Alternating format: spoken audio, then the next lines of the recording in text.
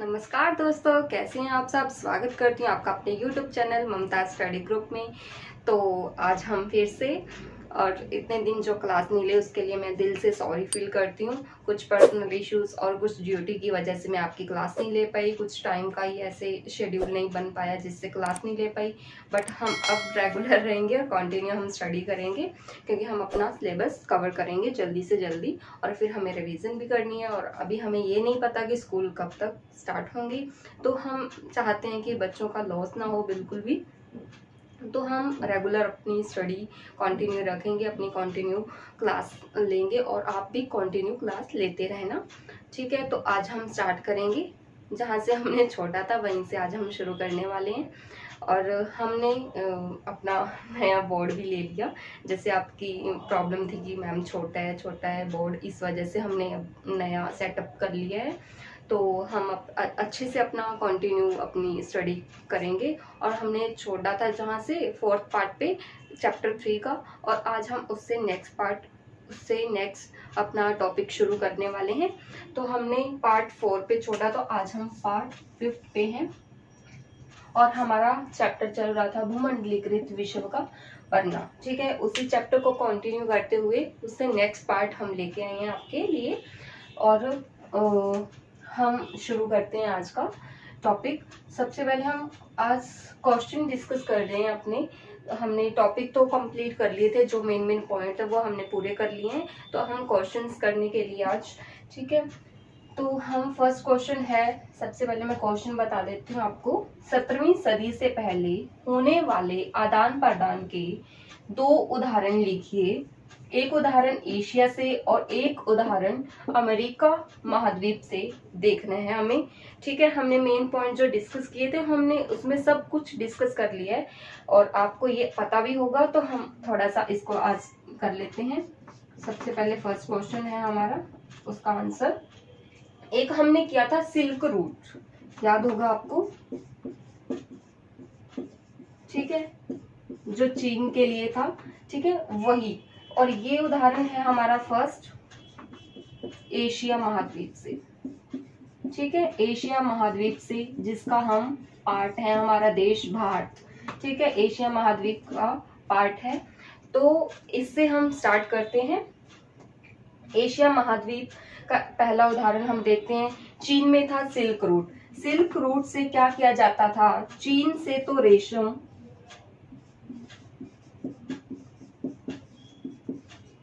ठीक है, चीन से रेशम, और भारत से क्या, भारत के सबसे प्रमुख, हमें सबसे फेमस क्या है, मसाले, भारत से मसाले,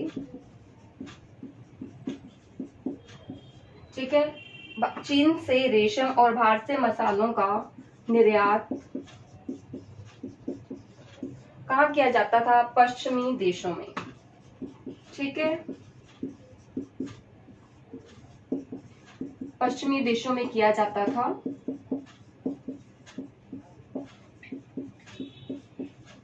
और जो पश्चिमी देश थे, अगर हम निर्यात कर रहे हैं तो हम कुछ आयात भी तो करेंगे। उसी प्रकार पश्चिमी देशों से क्या आ रहा था हमारे लिए,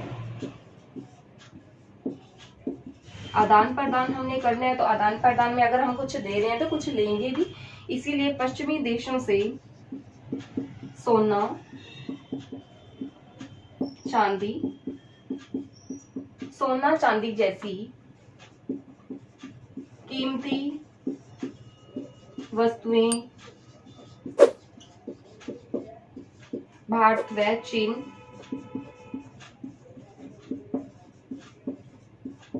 में आयात की जाती थी या मंगवाई जाती थी, या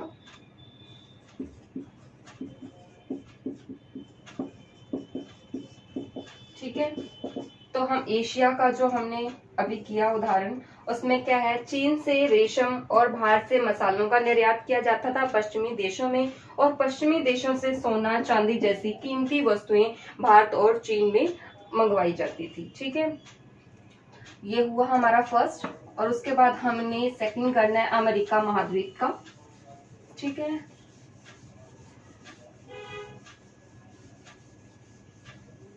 अमेरिका महाद्वीप,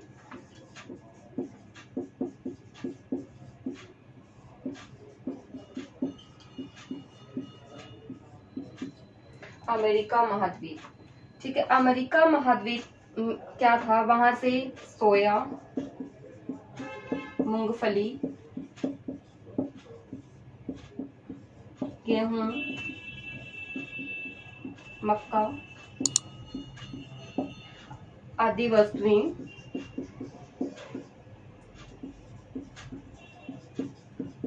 वस्तुएं भारत में आती थी। ठीक है, सोया, मूंगफली, गेहूं, मक्का जैसी वस्तुएं भारत आती थी और भारत से क्या जाता था अमेरिका में, भारत से कपड़ा व मसाले अमेरिका में निर्यात किया जाता था।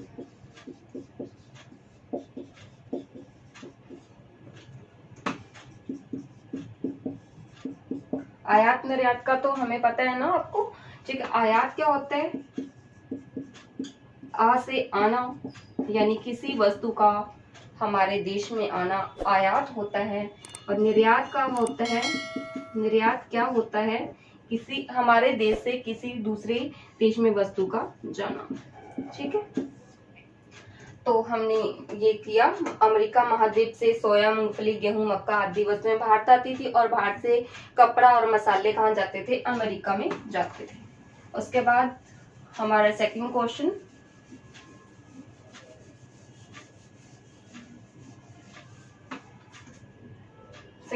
है हमारा, बताएं कि पूर्व आधुनिक विश्व में बीमारियों के वैश्विक प्रसार ने अमेरिकी भूभागों के उपनिवेशीकरण में किस प्रकार मदद की। सेकंड, सबसे पहले हम ये देखते हैं उपनिवेशीकरण क्या है, जो हमने पहले डिस्कस कर चुके हैं। उपनिवेशीकरण का मतलब है गुलाम बनाना। ठीक है, उपनिवेशीकरण का मतलब है गुलाम बनाना। तो एक बीमारी थी, कौन सी बीमारी थी, चेचक बीमारी थी, जो पुर्तगाल व स्पेनिश सेनाओं द्वारा कहाँ भेजी गई थी, अमेरिका में भेजी गई थी। ठीक है, ये क्या था, चेचक बीमारी थी जो उन देशों में फैली थी और उन्होंने क्या किया, हथियारों का प्रयोग ना करके इस प्रकार बीमारी का उपयोग करके अमेरिका को क्या करना चाहा, परास्त करना चाहा। उन्होंने इस बीमारी को कहाँ भेज दिया, अमेरिका देश में भेज दिया। जिससे क्या हुआ, उन लोगों के अंदर तो पावर थी, इम्यूनिटी पावर स्ट्रॉन्ग हो चुकी थी कि वो उस बीमारी से क्या कर सकते थे, लड़ सकते थे। पर अमेरिका देश ऐसा था जो क्या था, बिल्कुल अलग रहता था, जिस वजह से क्या हुआ, वो इस बीमारी से लड़ने में सक्षम नहीं थे। ठीक है, तो उन्होंने क्या किया, इस बीमारी को अमेरिका देश में पहुंचा दिया, जिससे अमेरिका देश की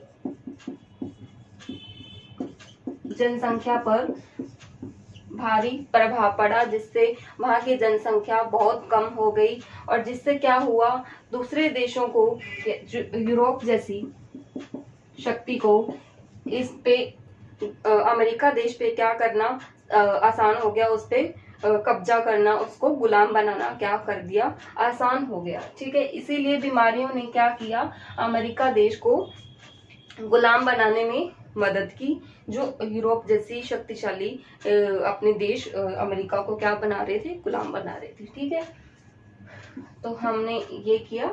और ये कौन से देश थे, पुर्तगाल व स्पेनिश देश थे।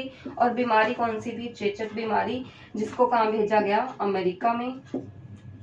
ठीक है, जिसको भेजा गया अमेरिका में। और अमेरिका देश के लोगों के अंदर ऐसी इम्यूनिटी पावर नहीं थी जो वो इस बीमारी से क्या कर सकते थे, लड़ सकते थे। ठीक है, जैसे अब हमारे देश में और पूरे विश्व में जो बीमारी फैली हुई है कोरोना, जो कहाँ से आई थी, चीन से आई थी। अगर ये क्या करते, चीन में अगर ऐसा होता कि ये बीमारी यहाँ नहीं आती और वो वहीं पे रहती बीमारी, तो क्या होता, उनके अंदर तो इम्यूनिटी पावर स्ट्रांग हो जाती कि वो तो इस बीमारी से लड़ सकते थे, लेकिन जैसे ही अचानक हमारे देश में आती तो हम उस पावर से उस बीमारी से लड़ नहीं सकते थे।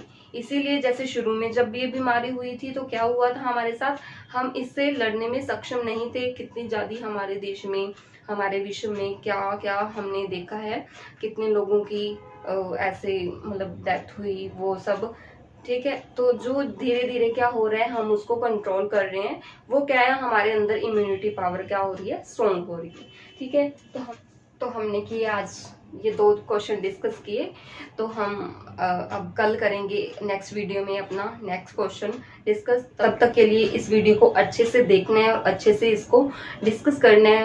अगर आप एक बार भी देखोगे इस वीडियो को और एक दो बार अच्छे से देख लोगे तो आपको ये अच्छे से टॉपिक क्लियर हो जाएंगे, जो आप पेपर में अच्छे से लिख सकते हो। क्योंकि ये स्टोरी टाइप में हम कर रही हैं, जिससे ये क्या होगा, हमारे माइंड में सेट हो जाएगा और उस टाइम हमें लिखने में कोई प्रॉब्लम नहीं होगी। ठीक है, तो आप इसको अच्छे से देखना। और जिसने भी इस चैनल को सब्सक्राइब नहीं किया है वो चैनल को सब्सक्राइब करें, शेयर करें और लाइक करना ना भूलें। और ज़्यादा से ज़्यादा शेयर करें ताकि और भी बच्चे हमारे साथ जुड़ सकें और हम क्या कर सकें, अच्छे से ग्रो कर सकें। और अपना कंटेंट भी मैं अच्छा करने की और भी कोशिश करूँगी। और जब तक के लिए धन्यवाद, थैंक यू।